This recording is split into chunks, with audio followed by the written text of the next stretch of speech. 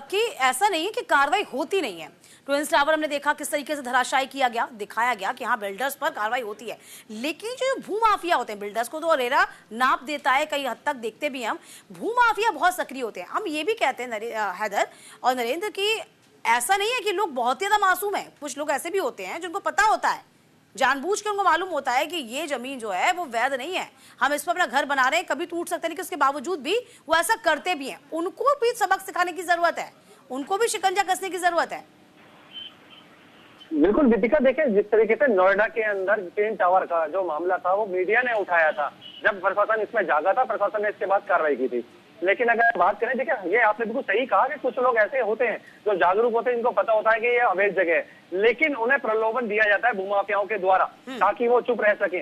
इसलिए से वो चुप रहते हैं क्योंकि उनको अगर 50 गज की जमीन में 1 लाख रुपए गज की अगर जमीन है, वो उसकी कीमत है सरकारी विभाग में, और उसको वो 10,000 रुपए 15,000 रुपए गज में मिल जाए तो वो चुप हो जाएगा। यही वजह है कि देखिए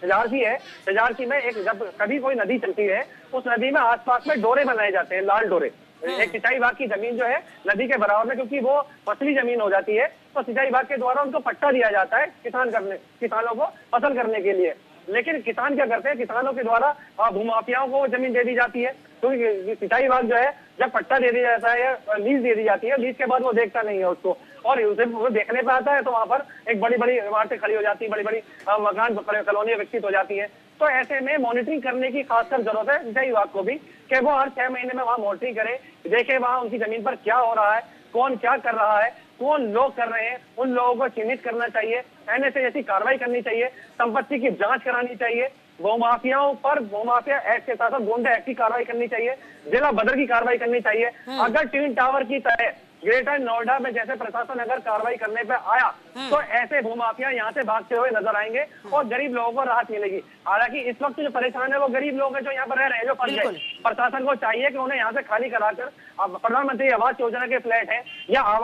गरीब आवास योजना है, वहां पर उन लोगों को फ्लैट दे दी जाए, क्योंकि उनका तो नुकसान हो गया जो गरीब लोग हैं। लेकिन उनको लेने के बाद खास करके सरकार को ऐसी मुहिम शुरू करनी चाहिए, बाबा का पीला बुलडोजर ऐसे भूमाफियाओं के घर पे भी चलना चाहिए, जो करोड़ों की संपत्ति इन लोगों गरीब लोगों से अर्जित कर चुका है, जिनकी लाइफस्टाइल करोड़ों की है, जो विदेशों में घूम रहे हैं, प्राइवेट जेट ले रहे हैं, 500 करोड़ रुपए की उनकी प्रॉपर्टी है, तो वो राजस्व की प्राप्ति कराने के लिए सरकार को उन पर कार्रवाई करनी पड़ेगी। अगर कार्रवाई नहीं करेंगे, ये भूमाफिया दिन पर दिन फल फूलते रहेंगे। इनके साथ साथ जो अधिकारी सम्मिलित है, जो इस संरक्षण में इनके साथ संरक्षण दे रहे हैं, वो भी फल फूल रहे हैं। उनकी संपत्ति की जांच करानी चाहिए, वो कब से यहाँ तैनात है, उनका क्या दायित्व बनता था, उनकी संरक्षण में क्या काम किए गए, उनकी कॉल डिटेल निकाली जाए, उन पर भी कार्रवाई की जाए, ताकि पता लग सके ऐसे अधिकारी को कि खासकर कुछ अधिकारी ऐसे भी हैं जो निष्पक्ष कार्रवाई करने में यहाँ पर लगातार जारी है। तो वो ऐसे उम्मीद दिखाएं लोगों को कि अगर ऐसा कुछ होता है तो उनको न्याय पाने के लिए यहाँ आना पड़े, जागरूक लोग हों। न्यूज इंडिया लगातार अपने दर्शकों को दिखा रहा है।